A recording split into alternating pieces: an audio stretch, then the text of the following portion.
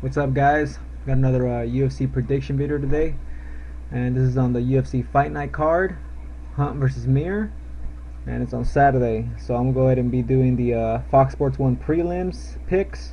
I already did the Fight Pass ones, so let's go ahead and get started with the first fight. We got Walsh against Andrade. Both these guys welterweights. Now let's go ahead and look at the stats here. So I'm checking Walsh stats and then Andrade stats.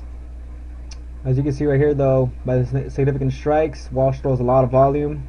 Also has some takedowns that he could use against Andrade.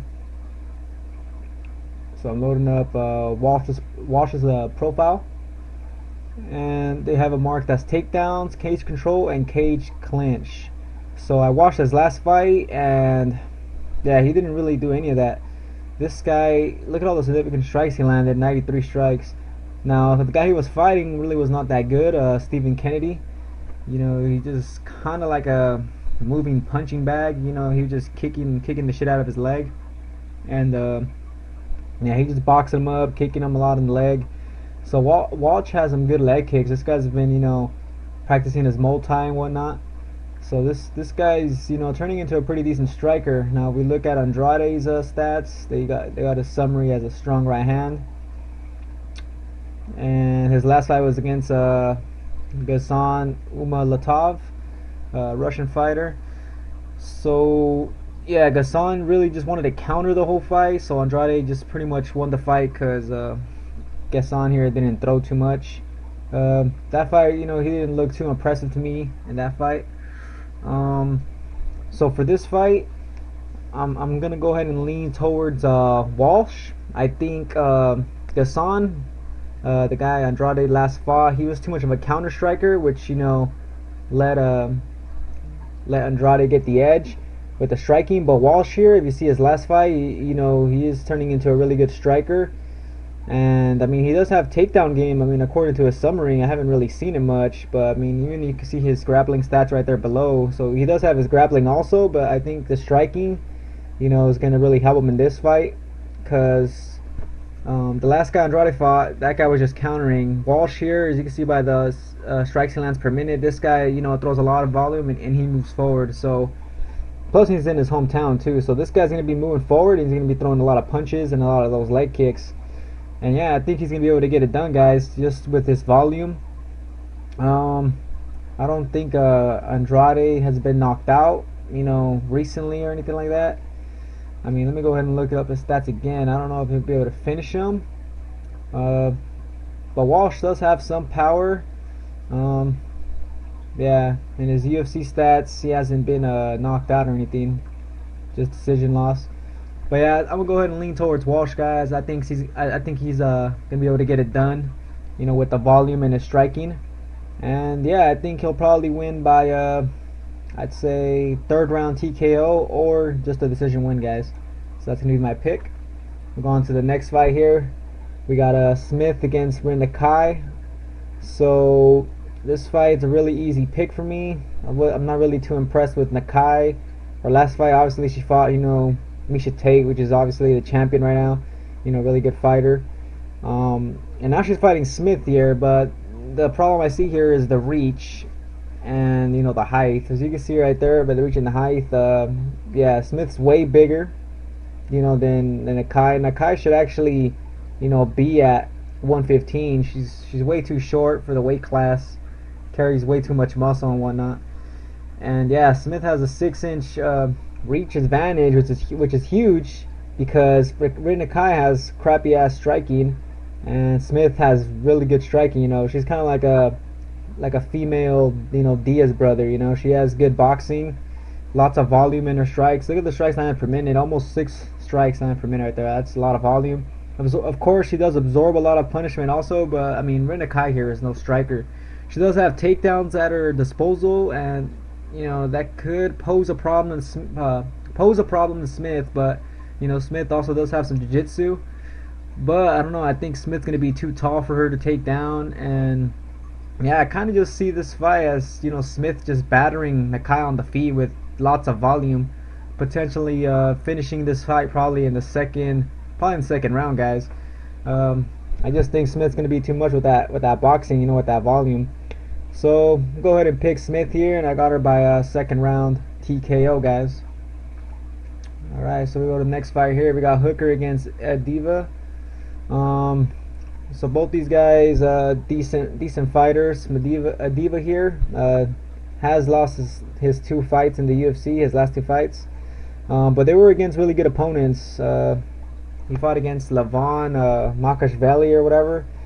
He's a good grappler. Fought recently, and he also lost against Kevin Souza, which is a really tall fighter with good power at 145. So, you know, he's fought some really good competition. Hooker also coming off a loss. He's coming off a loss to Yair Rodriguez, which is another good fighter, good prospect. So both of you guys coming off losses. Hooker is going to be the hometown guy. But, you know, I'm not going to really count out Diva here. But the problem I see here is the reach. I think, you know, with the reach advantage being that high, I mean, that's what, 7-inch reach advantage right there. That's pretty good reach advantage there for Hooker. So Hooker's gonna have a lot of length there with the reach. But then again, Diva does have he does have some wrestling, but his striking is improving also. So I mean, there's that to think about. He might be able to take this fight to the ground. So this fight, it's kind of hard to pick for me, even though a lot of people are, you know, going with Hooker. And you know what, I think I'm just gonna go ahead and go with Hooker also, guys, but I'm not gonna count out Diva. I think he might be able to get this done if he gets it to the ground, or, you know, if his striking looks really good. But I'm gonna go ahead and go with Hooker here, and I think it goes either to decision or a 3rd round TKO, guys. So that's gonna be my pick. I got Hooker. Alright, now we go to the featured fight for the Fox Sports 1 prelims. Alright, we got O'Reilly against jouban. Yeah, O'Reilly here's, I think, the biggest underdog on the card. He's a really strong guy, you know, has good takedowns, good clinch work. If I look at his page, let's go ahead and check out both these guys' pages. Brendan O'Reilly, he's just coming off a win though, I think. Yeah, he beat Vic Grujek by decision, unanimous. So you can see he landed 6 takedowns in that fight. So he's really using his grappling. Summary: physical strength and power, and that pretty much sounds about right. This guy looks like he has a lot of power, you know, really strong guy. He also, you know, very durable and likes to bang a lot, you know. This guy just stands in the pocket, just starts trading punches. Now we look at jouban here. Summary: explosive and dynamic. That's pretty much it. This guy's a really good striker. Good multi, good boxing. He's just a really good striker, guys. His last fight, he is coming off a loss, but that's to Tumenov, and that guy's just a damn beast. You know, that guy's easily top 10 now. Should be. Or, you know, he will be, you know, in time, but yeah, that guy's a damn beast. And he was able to TKO jouban in the first. So in this fight, jouban's a really big favorite here. I mean, obviously he does have a lot, you know, really good striking. He's also bigger, has more reach, so that's also going to pose a problem. But you know, there is a chance O'Reilly could get a win here if he uses his grappling, and you know, he could take the fight down to the ground, guys. But I mean, it's kind of a long shot here because jouban, you know, has power, has good striking, you know, could probably just knock out O'Reilly in the 1st or 2nd round, guys. But then again, O'Reilly is, you know, pretty durable. So yeah, thinking about this fight, I'm just gonna go ahead and take jouban, guys. But you know, I'm not counting out O'Reilly either, even though he's such a big underdog. I think he could get it done with the wrestling, and jouban's chin doesn't seem to be too good, so there is that to think about also.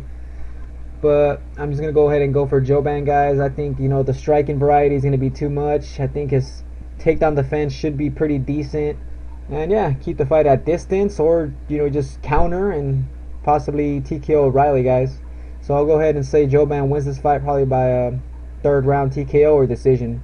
Alright, guys, those are my picks. I got Walsh, I got Smith, I got Hooker, and I got jouban. So those are my picks.